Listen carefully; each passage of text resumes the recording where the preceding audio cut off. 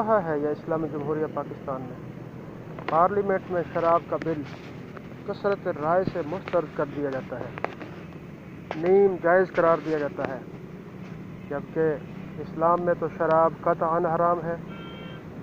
کوئی شخص میدان میں نہیں آیا تو مجھے امیر المجاہدین علامہ خادم حسین رضوی صاحب یاد آئے۔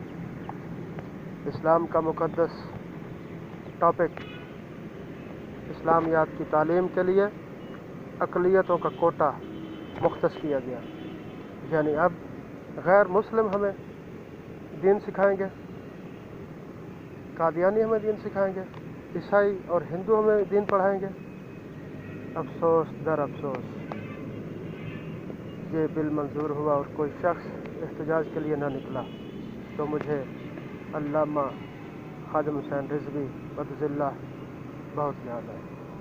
مدینہ کی یہ ریاست اسلامی جمہوریہ پاکستان میں 1100 نئے سین میں تعمیر کرنے کے لیے، بے حیائی عام کرنے کے لیے، اوریانی اور فحاشی کے اڈے کھولنے کے لیے، اور انگلش اور انڈین فلموں کی نمائش کرنے کے لیے اربوں روپے مختص کیے گئے، کوئی ایک بندہ بھی گھر سے نہ نکلا تو مجھے علامہ خادم حسین رضوی صاحب یاد آئے۔ حکومت پاکستان نے کرسمس کو، جو کہ عیسائیوں کا تہوار ہے، کرسمس کو سرکاری طور پر منانے کا انتہائی شرمناک اور مشرکانہ عمل سر انجام دے رہے ہیں۔ ابھی تک کوئی غیرت مند مسلمان احتجاج کرتا دکھائی نہیں دیا۔